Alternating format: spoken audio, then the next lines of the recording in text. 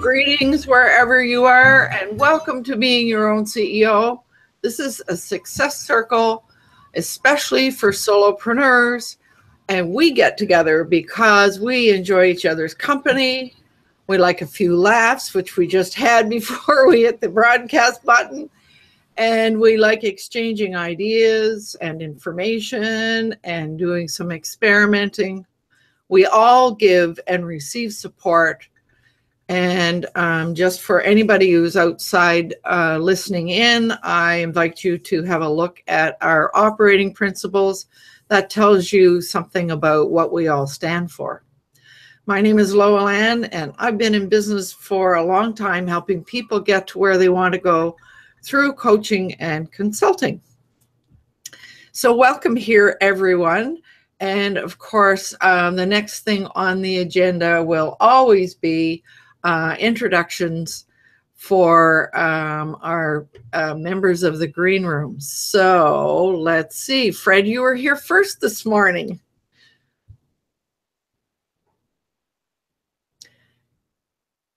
There, I'm unmuted.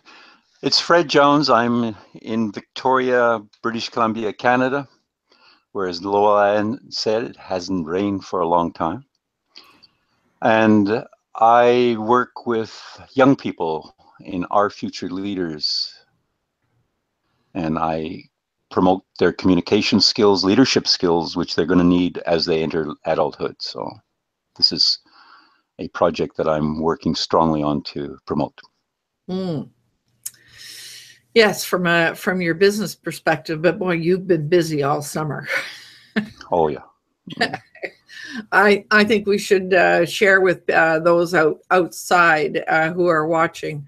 Fred has been a volunteer with the wildfire project here in British Columbia. So our British Columbia is really suffering from forest fires. Yes, there's his T-shirt that he bought for the fundraiser. So we're really thankful for what you do, Fred. It's really important. Thank you. Yeah, right on. And nice to have you back. Let's see who came next. It might have been Tim, I think. Or it might have been Roland. Was it Roland? Maybe it was Roland. Okay, way you go, Roland. Greetings, Roland from Minimax Media, and I work with anybody that will listen to me. I'm a video promoter, and I've sponsored the Saturday Morning Marketing Smarties on the DIYLivestreamingshow.com website. Right on. And Roland is responsible for the music that you heard behind my intro. Swamp Stomp. Swamp Stomp, it's called. Now, the disclaimer is that I didn't choose the music. But I do like it. It's really growing on me. Yeah. Yes, I was the one that chose it. So, if you think it is a really weird title, though, isn't it? It is. But thank you for taking full responsibility for the music. Yeah, right. Okay. Dear. So, Tim, I think you were the next one. Yeah, I came in straggling towards the end. I'm Tim Longwell. Good morning, everyone. My business is Longwell Art, where we endeavor to help you reignite your creativity and benefiting your health and happiness, as well as teaching you how to do the creation in different formats, from drawing to oil painting. Right on. And we're in Southeast Oklahoma, by the way. Oklahoma, yeah. So, and I've been watching a lot. You've been posting lots of new little videos. So it's been fun to see the progress. The last one on looking after your paintbrushes, I haven't had time to look at yet. Well, it just went up this morning at 7 my time, so you've only had a couple of hours. You've been kind of busy this morning, so we'll forgive you this time. All right, thank you. Well, yes, I have been busy. I've already had my walk down along Dallas Road, which is along the beach waterfront here in Victoria. So my friend and I have met for coffee and had our walk, and I got back here in time to get everything up by 8 o'clock. So yeah, I've been busy. So welcome, Tim. Nice to have you here too. And Alana, how are things? You said you've got a house full right now. Yeah, well, everybody's home right now. We're heading out at 6 o'clock. Well, 6 o'clock Ireland time. My name is Alana, and I run EmptyNesterBlog.com. I just came back from vacation on Sunday, where I was in the States for 2 weeks visiting my family. So that's why I haven't been around here in the last few weeks. I did bring my laptop to once again prove I can work from home even on vacation. So yeah, I'm happy to be here and happy to be back. Well, it's lovely to have you back. And boy, oh boy, this month it's been kind of an up and down time. So for all of us. I mean, there have been some strange things that have been happening for all of us, which I won't go into any more detail, but. Oh, I should also mention I'm coming to you from Ireland, so it's 5 o'clock in my part of the world. Yes, and you're usually making dinner. No, you know what? I'm getting smart now. I do leftovers on Tuesday nights. I'm trying to do leftovers on Tuesday nights so I don't have to actually cook. Good plan. Good plan. Thank you for doing that. Oh dear. Well, now, this morning we were going to talk about the art of email marketing, which was a suggestion by Jay, who's among the missing right now. Maybe he'll join us when he gets to it. I don't know. Anyway, I mean, our conversation, I guess we were in the green room after the broadcast last time and kind of wondering whether email marketing is a dying art. And I noticed that our friend Vivek was posting some things. I haven't been able to get all the detail. I could just skim, but it looked like Vivek's comment was, well, so many people are so overwhelmed with the masses of email that they get that they are abandoning that as an idea for email marketing. So there certainly appears to be a couple of differing opinions about whether it's a dying art or whether it's everything is all going to be social media now or whatever. It's almost like some people now saying you don't even need a website. All you need is a community on a social media site. So I guess we all have our opinions about all of these things. And I mean, there is a danger of our sort of looking at the way things have always been done and not wanting to let go of the way things have always been done and not sort of kind of looking at new trends and new ways of doing things and new programs and so forth. So there's a danger that we could be just hanging on because it's comfortable. So, we have to balance all these things out. So if I, let me throw out a couple of questions to see if I can get the conversation going here. So if it's a dying art, why would we want to stay with email marketing? If we believe it's a dying art, or if it's the best way, why is it the best way? So those would be my questions. I don't know whether it looks like Roland, you have unmuted yourself. So I'm ready. Yeah. Now, first of all, this is all opinion because I am not engaged in anything aggressively with email marketing, but I do have my principle or opinion surrounding it. And the first thing is email marketing as a concept has taken the same road as social media advertising. And as we all know, social media advertising has gone through what they call the paradigm shift. I've been talking about paradigm shift since 2013. And people say, and then they move on. But what I mean to say to them since that time is that the overall environment has changed so much that before we put ads in social media, we've got to take a step back and analyze what exactly we're doing, because it's not the same. It's not a billboard opportunity or a banner opportunity or simply a call to action thing and getting people. And the advertising is rejected even back then, 2013, at a rate of about 80%. So if ads are being rejected at a rate of 80%, people see an ad pop up and they say, dang it, get out of my way. And they avoid it or don't watch it, or they actually build some disdain for the company advertising. So advertising can be very detrimental to your brand. And it's the same thing that email marketing's face, because nowadays the people that say email marketing is a good opportunity, that includes all the spammer marketers and the people who are invading social media. They're the same people. They're just using a different modus operandi. So email has suffered the same problems as marketing in general. And you know how I feel about marketing. Yeah.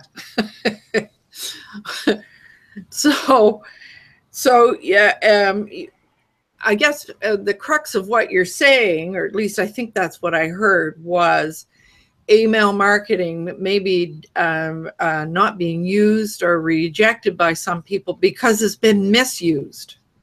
Absolutely. Every modus operandi of style of advertising in general has been used and abused.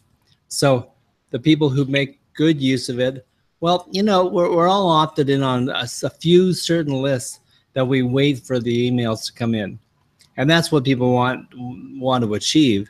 But instead, there's all these participles out there that are just trying to get a conversion. So you get an email, you opt in because of some fairly good reason. You add your name to a list. And then after that, it's like all you get is an advertisement, a tricky little subject line to get you to click. And the next thing is, get it now because it's going to be gone in a week, and you're going to miss out on this great opportunity. And to me, that's spam. Mm-hmm. Because if people are not delivering value in the midst of this, then they're missing the boat. The people back in 2013 were telling us, if you're going to post on social media, 4 out of 5 things that you post in social media have to be value driven, have to be relationship driven. And then 1 time out of 5, you could post some kind of a promotional. But people aren't doing that. They're going, I'll break in there, I'll get somebody's attention, now I can spam them. And that's what people are protesting about. They're not protesting about an occasional plug. They're protesting about the 80% BS that's trafficking through. Mm-hmm. So in a kind of way, I mean, at one time we used to talk about newsletters, and now that's a term that's a kind of a no-no. But some of us, myself included, I do a weekly blog post, which very rarely has any advertising of any kind in it. It's just a blog post of information that I think that might be useful to the people that are my audience. So sometimes I think maybe I should do a little bit more advertising or whatever. But so I mean, and the other, I mean, to go back and sort of pick up what Vivek had said, was people are so overwhelmed by, you know, that what lands in their email inbox that it's just gotten away on them. And I think part of that is because people have not learned how to manage their emails. And I just for the sake of anybody who may be watching, I mean, it depends to some degree on what email program you're using, but I certainly have found that Google Gmail, it will divide all that, it will categorize all that stuff that comes into your inbox in such a way that allows you to focus only what's important. And then if you've got stuff that you don't want, you can just do a mass delete. But so many people don't know how to make good and adequate use of Gmail. So, you know, they don't delete things because they're afraid they may never find it again. They don't archive things because, oh God, I will never find it, etc. So, I mean, there's all kinds of reasons, and the part of all of that is because a lot of people have not learned how to manage it. And Gmail provides all the tools that you could possibly need to manage it, but you got to spend a bit of time and learn how to do it. Not to mention that they're predicated off a search engine company, and so if I want to find something in my email, I just give it a search. Yeah. And if I know how to search properly, even if something that came to me a year or two ago, I can find it pretty easily. And so the people that tell me that, oh, gee, I've lost the email, I think to myself, you didn't lose the email, you just don't know how to find it. And that's two different things. So I do also like Gmail a lot. Yeah. But I mean, it still comes back to, I mean, when we sign up for things, as you said, we sign up for a reason because there was something of interest there. And there are some people, I mean, I can think of a few people that I wouldn't dream of unsubscribing from because there's always really valuable information there. Exactly. I'm thinking of Mayanna Stevenson, for example, the blog aid gal. I mean, everything she does is so totally valuable. Yeah. So, I mean, that's a perfect example of you know, why you would want to subscribe to somebody like that. Fred, go ahead. But you're muted.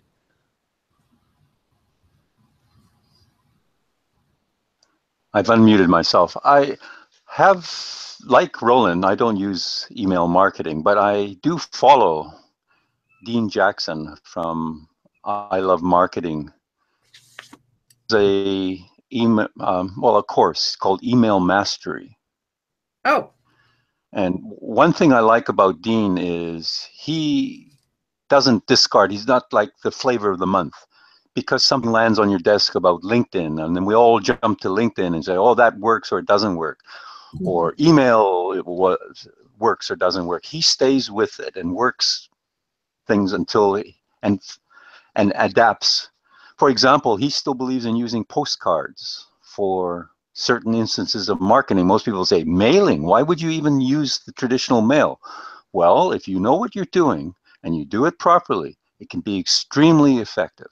And that's what I like about Dean, and including email. Now, it might be fortuitous, but he has what he calls the 9-word email, and it's something that he has shown to be very, very effective. A 9-word email. Ooh. Yes, and the email is something like this. It is the subject line because that's what people see, and in that is 9 words. And it starts, are you still interested in? Whatever that is. And he just actually 2 hours ago posted a item about the 9-word email, and I can go through some of the mistakes he says, and I think it covers some of the topics that Roland mentioned as well. For example, he said there's 5 mistakes, and I'll go through them if I may, and if I please do. Yeah. The first one is when you're asking in your 9-word email, you make the email about what the mistake is. You make it about you and not about what you can offer, instead of what do the prospects want. So the first thing that he says is wrong is, are you still interested in attending my LinkedIn webinar?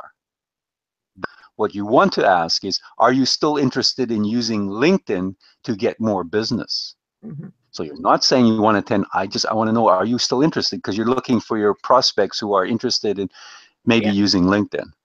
And he said, that is now about the benefit of what the prospects are inquiring about. He said it's a little distinction, but you're not asking, do you want to attend my webinar? You're asking, are you still interested in that? That's the first one that he mentions, that you when you do it. The second one, let me pull it up here, is you solve the mystery right from the get-go and remove the urgency to reply. So normally you would say, are you still interested in using LinkedIn to get more business? And then you carry on and say, oh, because if you are, I have a new training starting next week, yada, yada, yada. Yeah. Email should just be the question. Are you still interested in using LinkedIn to get more business? And if they are, then they'll respond and say, yes, I am. Now you've got a communication. And that, he said, it creates a vacuum in their mind. So these are some of the little subtleties, changes that if you do it right, you will find it very effective. And he has Email Mastery, which you pay for, and they meet every week in like a mastermind group and discuss all the issues on email. So it depends. You have to adapt to what the changes are. The third mistake is you try and make your message accommodate people who are not interested. They inquired about. You're trying to include everybody. Right. But he says what you're trying to do is just your 5-star prospects. That's all. So that's the third mistake that people often make. And then the fourth one is you're caught off guard by their response. In other words, they respond and you don't know what to say now. Or they say, yes, I am. And then you haven't got a plan. So he says that's why the very thing you need to do before you even write a single word is you've got to figure out where you want the conversation to go. It's like a chess master, he says. The end in mind. You plan ahead before you send out any emails. And mistake number 5, that you're going for the kill, he says. Instead of engaging a conversation with your prospects, you're trying to make the sale as quickly as possible. But the thing is, you should never go for the sale. It's like showing, all they want to do is sell me something. And what you really want to do is offer value, which is what Roland said. Yeah. The correct way is to ask, how can I soon start helping them get whatever it is they inquired about? And make your prospects see that you're on their side, not trying. And email, and this is just one example of many, but he loves the 9-word email. And if you've worked up a lot of people over the years and you haven't contacted them, it's amazing what a 9-word email. Are you still interested in, yeah, I can maybe help you doing. That's it. So those are the comments. And I think it's very appropriate to some of the things that Roland mentioned. So I thought I'd interject with that just because the email arrived 2 hours ago. So fresh in your mind. Yes. Yeah. So the 9-word email, I'd be very interested to follow up on that for sure. And maybe we could post a link or something in the VCP page if we could. So Tim, what about you? I have one other comment, if I may. Yeah, go ahead. What he does is, like you said, Roland, you just put information out, but you never put anything salesy. And he has, at the end of his email, off. In other words, he says, this is what he gives the message. Then he has what he calls, and I don't remember the term, but he then says, if you're interested in learning more about what I'm doing, options that you could contact me about. And he has 3 or 4 options. For example, he has a podcast. You could be a guest on my podcast. Or I have this, what he calls Profit Activator Scorecard, and you can go to this site and do that. Or you could join the Email Master Academy and be a case study. Or you could work with me one-on-one. So, but that's after he signs off. That's his long signature. Okay. He's selling you anything. He's just telling you what. It's his long signature. CTA. And he's not selling. Yeah, he's not selling you, but he's telling you what he has available. So, and you could do that. And he's not selling, but he's saying, hey, you could work with one-on-one, or you could join my group, or you could do this if you like what podcast or my blog or whatever. So that's how he signs off. And I think that's valuable too. His technique is, I think, valuable. Like you said, I never sell anything. No, you don't have to sell, but just say, these are some of the services I offer, or some of the other things you could join in with me if you're interested in learning more about what I can do. And I think for that's me, very smart too. I've done that, woven into the blog on a periodic basis, once in a blue moon. Yeah. Like I did one specific blog that said, "Why would you need a coach?" Yeah. So it was a very generalized yes. thing, and then an invitation at the end. But I mean that was just one of many. This is what he calls his super signature. Every time he sends out an email, below his signing off, he has what you'd call a super signature. And that is where he reminds you of all the items where you could connect them elsewhere other than this. So that's sort of a marketing, but it's very subtle. It's not saying, I have this, buy this, nothing. Yeah. These are other ways you can connect with me other than just read my email or my blog posts. I think very clever. Dean studies all this all the time. Dean is a guy who, he started some things. Anyway, that's something as well I thought I'd mention, because you had said, I don't sell anything. Well, no, but tell people about your coaching, about your podcast, about whatever else you're doing. Yeah. Right on. That's so your offers within a quote super signature. So right on. That's useful. Yeah. So Tim, you had something to add. Well, one of the things is, and I've always been a proponent ever since the web started in its infancy as we see it today, what we call the new internet versus the old internet that was more DARPA based and text based. When we started coming into this visual like this, the one thing that back then and still holds true today is, depending on the foundation you're working in, whether it be Facebook or YouTube or Google Plus or Instagram or whoever else, all those people coming there that you're talking to, they belong to Facebook. They belong to Google. All their data and information belongs to all these other sites. Well, what if they go away or decide you're not allowed there anymore? Yeah. How do you reach all those people that you were talking with that were interested in talking with you and everything? Because for whatever reason, the platform is no longer available. And that is where developing an email list is practical. And then, as an example, some of you can say, okay, here's some of the things that have been going on in Longwell Art Studios this week or this month or whatever. We made some videos here to help you if you're having trouble understanding brushes or canvases, or if this is some new paintings that we created that we thought you might like to see. So you're giving all this updated information of the stuff you've developed to help them or for them to appreciate. But again, like Fred was saying, you leave them the opportunity, either in your closing or in your signature, you know, if you're interested in any of this artwork, and my example would be if you're interested in any of the artwork displayed here or others you saw, it's available on the website at your convenience. If you have any questions, feel free to reply and contact me, and then list how to get a hold of you, whatever. These are just some things that you can do, and you're still not selling because Right. you're just sharing.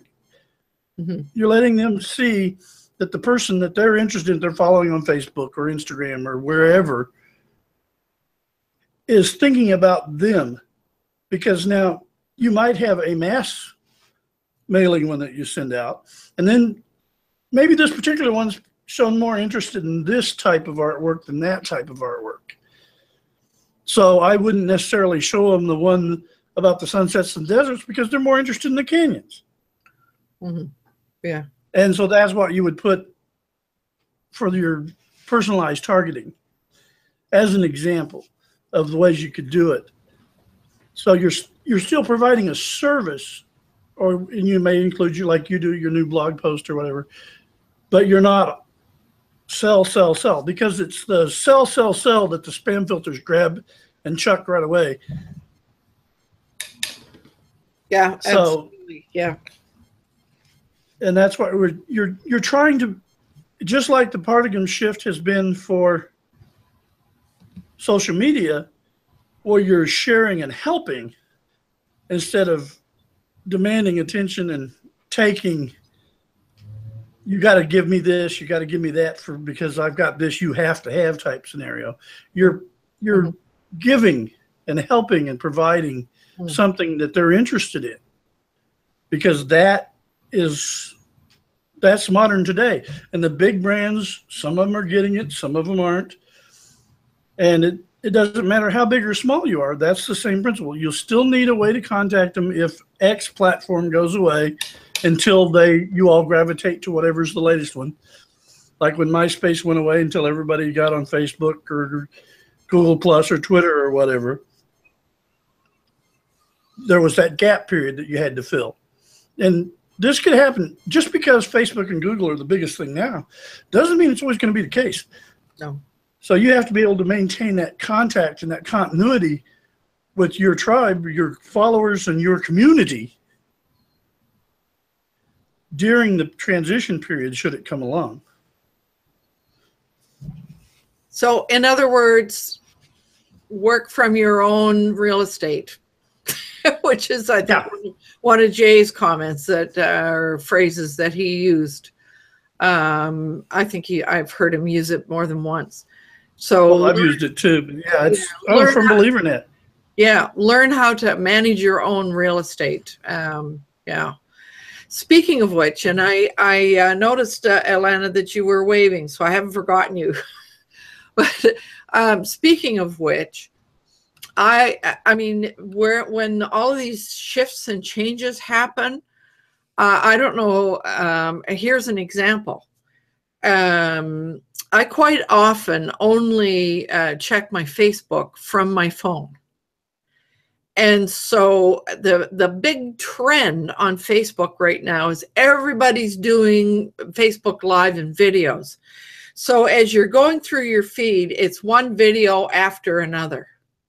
Now, how is that really useful? No, I mean, if you're just kind of scrolling along to see what there is, and then 3/4 of them are sponsored, and so you know they're adverts or whatever. I mean, I just don't find, and that seems to be, I've been noticing that just even within the last week and a half. So it's not a site where you, I mean, one video after another, and unless you know how to turn the stupid things off, they're just, it's, you know, the noise is just going. So, I mean, how does that really help you sort of connect on a personal level with somebody when you're one of many stuck in the middle? Good morning, Jay. So that's just an example of the way things will change just on a dime, and then you find yourself in a mess. So Alana, sorry, I had to get that in there. No, that's not a problem. No, my point is probably a moot point right now, but when I saw the subject line for this video call today, I started thinking about, is email marketing still effective? I think it's very effective, but I also think that you need to know where your audience is hanging out. So if you are catering to a young audience, Instagram is where you probably want to go. If you're catering to another audience that uses Facebook, perhaps Facebook is the way to go. But with email marketing, everyone has an email account, and I have subscribed to people that I trust from years ago when I first got into this online marketing world, and I enjoy getting their information. Sorry. What was that? Was that an animal or a thing? A bird, a plane. A pile of envelopes just fell off the shelf up there. That is the email marketing gods. Oh my God, it's actually an envelope. Oh my God. It's a sign I'm trying to tell you. It's a package of envelopes that fell off the shelf. Yeah. Okay, so where was I? How serendipitous. I guess someone wants me to use snail mail. Yeah. Someone thinks snail mail is the way to go. Thou shalt not say bad things about mail. That was like a perfect Monty Python moment, right? You're just waiting for the Monty Python finger to come down and poke you or something. Oh, God. Anyway, that was my point. So you were saying, yeah, you have to go from a social media perspective. You need to go where your audience is. But I thought I heard you saying, well, if you're working with email, those are going to be the people that you're connected to. Yeah, and a case in point there. Jay has been helping me a little bit with my site from time to time, and one of the things that is on my task list is to set up email marketing on my site. Now, I had that table to get done by the end of May, but because my site was going through some other growing pains, it hasn't been done yet. So I actually think that's hurting my site right now. I think that if I got that up and running, I would have a lot more people coming to my site if I could get people on my list. So I do think it's effective, and I do think that once people know who you are and they trust the information you're providing, then they won't think of it as spam, and they'll be interested in every mail that you send them. So that's kind of my game plan coming up to the next month or so. Aha. And so part of that whole process is making use of autoresponders and, doing all the, making sure that you cover all the right permissions and so forth. So we're just at that point in the discussion where we're just saying, is it a dying art? Why, if so, why would we want to stay with it? And if it's the best way, why is it the best way? So that's kind of what we've been sort of talking about. So does that mean I have the conch? I did see. You can have the conch for a minute. I know Roland has something. Let's let Roland in there. I know he's ever so patient and curbing his Tourette syndrome right now. So I'll let him go. Wow, you nailed it right there. No, I wanted to follow up because Fred brought up some really interesting things about Dean Jackson, and those 5 principles are so valid, and we should all review those things and see how it pertains to what we do as individuals. But the concept of email marketing, one of the things that he said that within the realm of sending emails, it was vitally important, and that is the phrase "learn more." Learn more is probably the best CTA phrase that you could use right now, and I would defer to Jay if there are better ones. But learn more is probably the most non-invasive, inviting CTA to use instead of like act now, get it while it's hot, and et cetera, et cetera. Learn more is really, because that's what people want to do. They want to learn more about something. So it's as simple as that. Something I learned from somebody way back, and it's been repeated throughout my decades here, is the concept of giving your best stuff away. And in other words, don't package it up and make it, put a price tag on it and say, I'll give them this little bit of a lure and then make them buy my good stuff, because people just still don't know anything about your value if you have this little tempt teaser and yet don't give people any of the meat of what you deliver. So the phrase that I learned was give away your best stuff. That's how people are going to know your value, and that's how they're going to want to be part of what you do. And when they join an email list, you're part of a club. But the power of that club is that you're contacting the people one-on-one.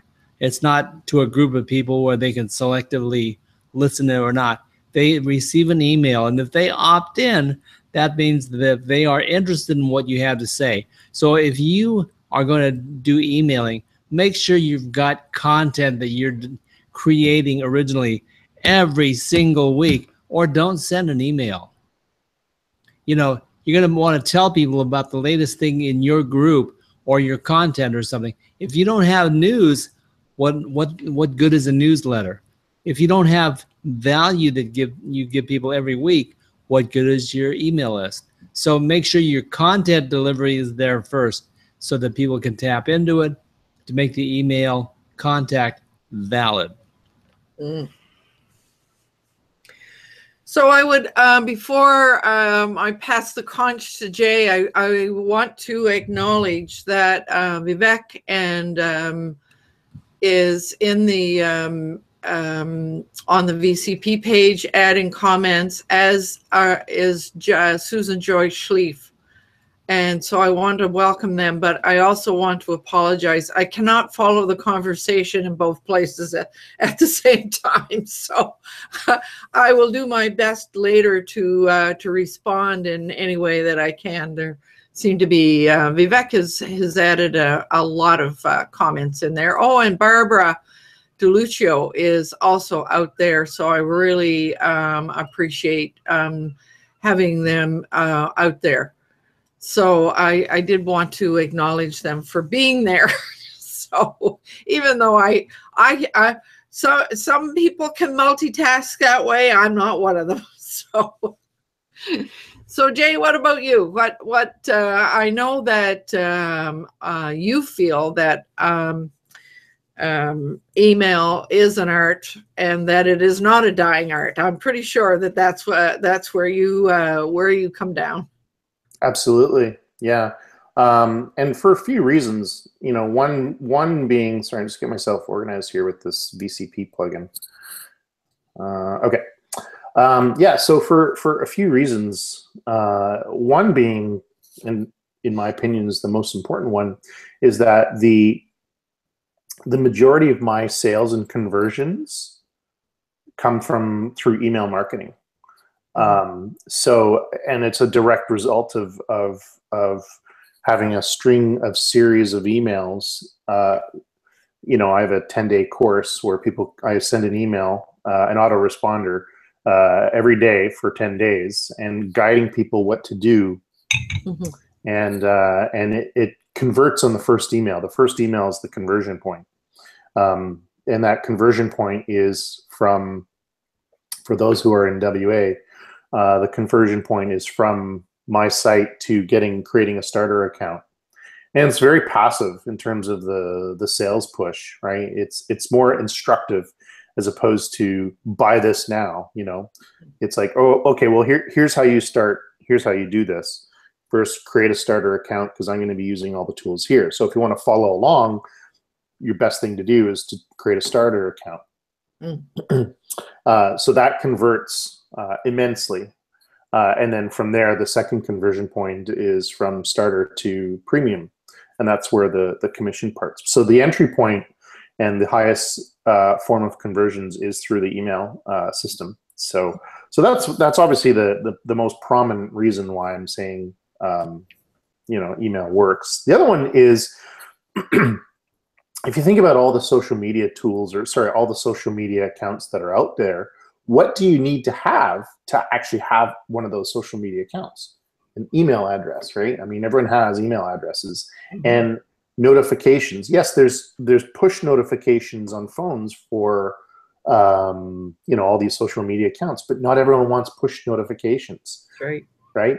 So they prefer to get email notifications.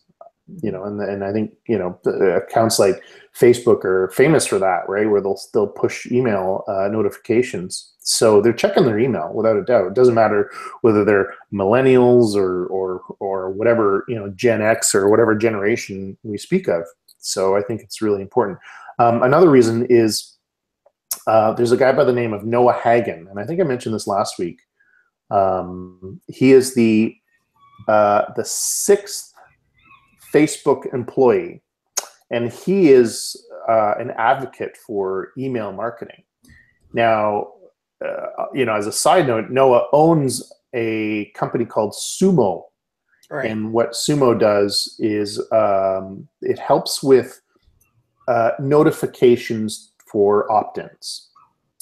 But also recently, they've actually tied messaging within their software to the point where you actually don't need Aweber, MadMimi, or any of these autoresponder providers any longer. And I've tested it out. It works great. I mean, so I mean, I like Aweber. I have Aweber, so I just use it, and they work well together. So, but if you're looking for an email solution and you want to get started and you haven't, take a look at Sumo. So it's just sumo.com. And their price point is affordable, in my opinion, as long as you actually take action and invest in the time in doing it. So so a couple of replies. So Roland mentioned the phrase "learn more." I do think that's one of the more common ones. I do think it's also relatively passive. I think because it's been around for a while, people are starting to become immune to it. Similar to banner ads and banners and ads, they kind of just glaze over them. So I think more action statements such as "Yes, I'm interested," or "Yes, let's do this now," or "Get started today," "Get started now." Things like more instant, right? Because we live in an instant. So something where it's learning more, it's more kick the tires. And I find the phrase "Yes, I'm ready," or "Yes, let's get started" tends to work better. And I've tested. Also, one of the great things about Sumo is that you can split test opt-ins, and the ones that are less passive, more take action, tend to convert better. So. Oh, that's interesting. Yeah, without a doubt. Well, I mean, I don't know, Laula, I think you remember my funny split test about the gold, that crude email thing. It was a dare, right? So I won't get into the details, but I was dared to basically create something very brazen, the opt-in, very brazen.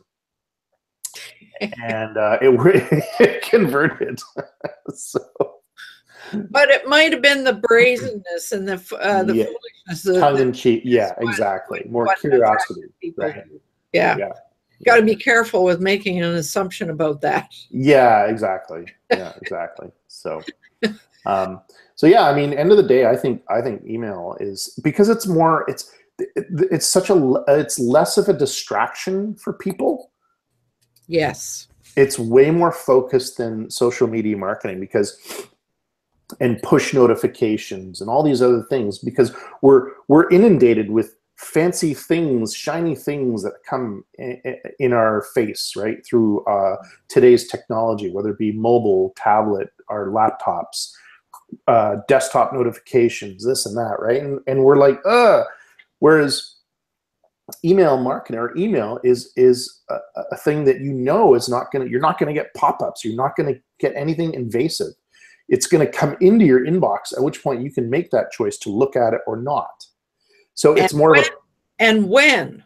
Yes. and it's more of a personal experience. Mhm. So in my opinion, it's the best chance that you have to create that conversion, because you're getting the most amount of focus from the person who's reading it versus, hey, look at me, subscribe to my channel, do this, do that, That really resonates for me, that it's more of a personal experience. Mm-hmm. Yeah. Yeah. It's the last salesperson that we have, in terms of technology. I think it's the best salesperson.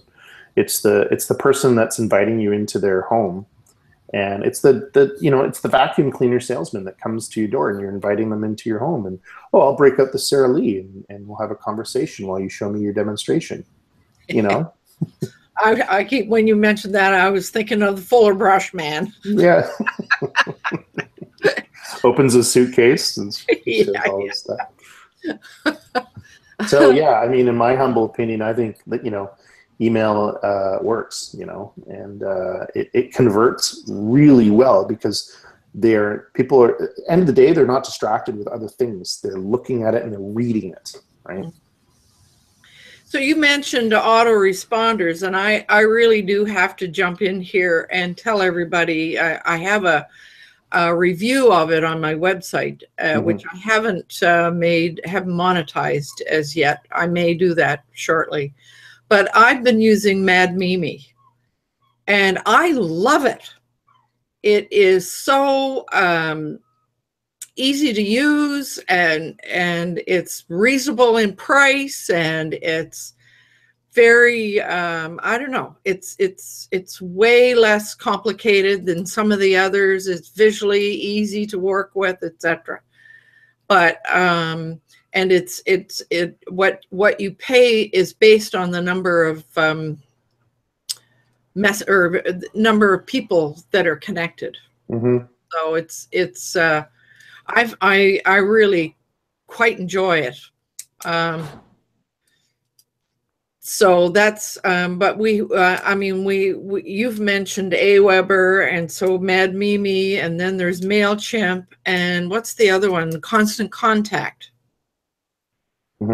So, and then Constant Contact is more for I think small businesses who want to do email marketing, similar to MailChimp. MailChimp's a little more to the e-business. Yeah. Constant Contact, I think, is more towards the small business, that the brick and mortar type business that wants to get into contacting their existing client base. So I guess, and it's kind of going back a little bit to what Roland was saying. I guess maybe the whole idea of email marketing, when people think of the word marketing, they think advertising. And unfortunately, nobody wants to receive advertising emails. None of us do. And so maybe we need to use a sort of a different term, the art of email relationship building or something. So there goes Roland. Because that's what we're really doing when we're connecting with people, is creating a relationship, but that allows them to access what you have to offer in a very non-invasive kind of way. Yeah. Could I cut in here? Please do. This is one of the reasons I like the words learn more, because on the viewer's end, they're deciding that they want to consume more of you and what it is that you're producing as content. And some of the other stuff converts better, but you definitely have to have something that people are going to want to grab, they're going to want to buy. And when you get to the edge of that concept, it's like, let's convert, let's get the sale. And those various phrases are the ones that convert into a buyer atmosphere. But one of the things that I've been striving for is exactly what you're talking about, the concept of relationship marketing. I remember the first time I used that word early in 2015, and Zara Altair was there, and she heard me say relationship marketing, and she goes, relationship marketing. And I was like, it was new to her, and it wasn't exactly new, but to put the phrase together, it was like something she really hadn't quite figured as a strategy. And now everything is relationship marketing. It always has been. And the ones that are catching on are realizing that as much advertising as we're putting out there, the relationship is more important than actually a CTA to grab the money, because you have to build a relationship in order to get the know, like, and trust factors and all that.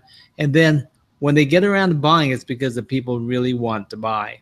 And that's what you get by guiding people with the email list, your blog posts, and all your content guides people to that point where they just have to have you.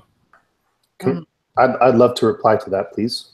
Go right ahead. All right. I knew I'd incite something here. I had to sit on my hands there. So, okay. So I'd like to give you an example of passive versus taking action. So I'm going to show you something. This is looks like a little jackknife, right? So what this is actually, this is a charger. So there's the USB. There's the actual charger. But wait, that's not all. If you want to charge something else that has different ports. Now, if you'd like to have one of these, you could learn more about it.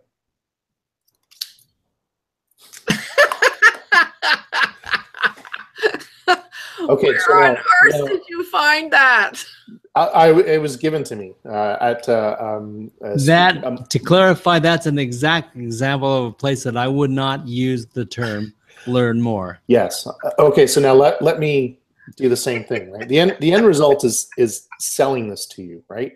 So learn more how you can portably charge your stuff, right? So all right, so let me show you this. So this thing is pretty wild. This will actually charge.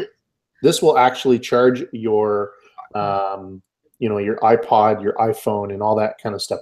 I can actually have one of these in the mailbox for you today if you'd like to take action.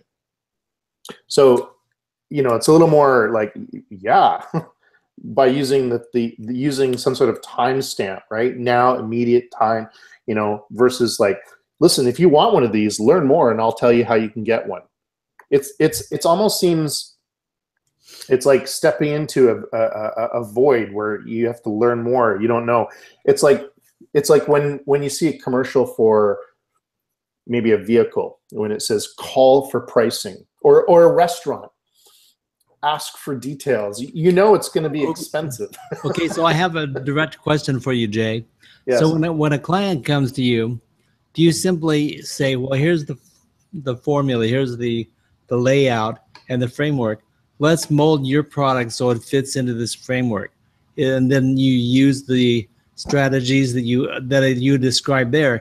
You always use the same strategy, or do you adapt the strategy depending upon what the people are offering?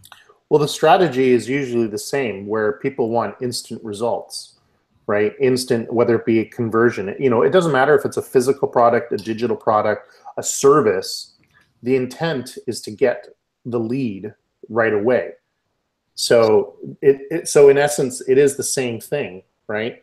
Now, that being said, there's going to be different techniques to do that. So for example, a service-based industry would be get yourself a free quote today, instant free, get a quote the same day, versus learn more how you can get a free quote. If it's a digital product, have this delivered in your inbox. Interested in learning having a 10-day course, deliver to your inbox, and then the button would say, yes, I'm interested, with the name and email, right? Physical product, add to cart versus learn more. So, the instant thing is way more effective than learn more. Learn more, and where did I learn this from? Or Brian, I think his first name Brian. He owns Copy Blogger, and I remember reading something that he, which I found very profound. and it was exactly the the words that you use in your button directly affect your conversions. Okay, so just to put some real flesh and bone on this, because I still will not be encouraged to use more than the learn more terms, because although on some cases I have classes or seminars and things that I would sell, like my live streaming crash course, yeah, I want people to buy it. So I would use your strategy on something like that. But when I'm in general promoting a DIY live streaming show and the small marketing smarties, I just want people to start consuming my stuff. I don't want to sell them anything yet. I want them to opt in, find out more about a subject, and start consuming my content. I really don't want to hard sell that. And so I would lean more on the learn more. So would you address that? Yeah, absolutely. Even though it's a free product, if you want to start addressing, sending them emails and not selling them anything, then I would still do the same thing. I would still say, get instant access to my course and get started today. So like maybe get smarter now type of thing? Yeah, exactly. Absolutely. Yeah, without a doubt. Yeah. Okay, I learned something today. Yeah. Free access to Roland's DIY webinars. How to magnify your learn more. So get started now. And that's something that I've always felt that was the. So that's a really good observation. That whole piece about people wanting instant results and finding someone making it work so that they can get it right now, right? And wording it in such a way that they feel like they need to get it right now. So to give you context of how effective that was, Barbara's in the chat right now saying, "Are you really selling those? I want one." So yeah, no, it's when I spoke at MozCon a couple years ago. This was in their swag bag, and it's like so it has just different ports, right? Yeah. Different. So, and then there's the charging, the USB charging thing, but it all fits. It fits right in your pocket. I love this thing, and this thing has traveled with me, and it's been a real lifesaver, especially at like airports and stuff. So how do you charge it? Well, that is the USB. Yeah.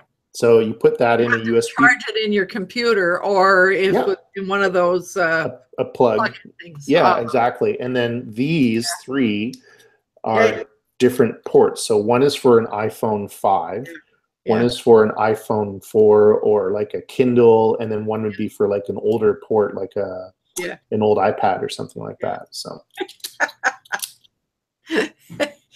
available now. Oh dear. Well, I mean we all know that sales there is an art to sales. There is no question. I mean, mixing up. A lot of us have difficulty sort of separating what is sales, what is marketing, and what is relationship building, and when is it appropriate to do all of those pieces. So I think that some of the tips that came up today are worth trying to maybe put together a nice little list of all the tips around doing a good job of this. And and a reminder to go back and look at this Dean Jackson. Fred, if you could put a little link in the post, and maybe you already have, that would be good. And I guess the challenge to all of us is, the most important thing that the most important thing I took out of this was the observation that you need to be exactly clear about what you want people to do before you do any of this other stuff. You've got to have that.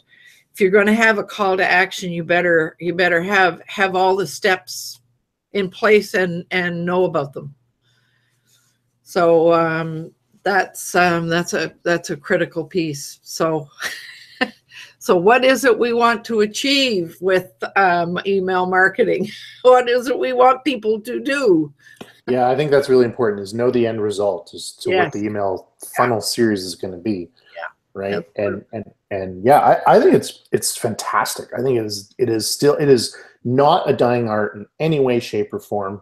And I think people who actually do email marketing today have a distinct advantage over their competition who are not, because they're using what they perceive as, you know, the modern way, you know, with the modern way of marketing. And it kind of goes back to what we talked about a few weeks ago about, you know, going with the trend of, you know, are you going with that trend of what's happening in the world, you know? So with email marketing, I think you're at an advantage because everyone's doing everything else what they think is modern and they have to do, whereas this same, you know, I guess we can almost call it antiquated form of communication is still effective. Well, we need to up. That came up before you jumped on, Jay. We did talk about that, but it's important to kind of upgrade and update the way we do it. Yeah. So right on. Tim, are you waving that you want to? Yeah, I didn't get a chance to get this up, but I noticed that Vivek popped up just now. He thinks that words are effective also depends on so much on the culture of the target market you're aiming for. So what may be considered action words or calls to actions as, or soft put in one culture might be too much in your face for a different culture. And he wanted to know Jay's opinion on that. Right on. Thank you for following that, Tim. Well, Wealthy Affiliate has lots of people from a whole variety of cultures, don't they? Yeah, I mean, you know, you have to. I think you have to try to draw the line in terms of.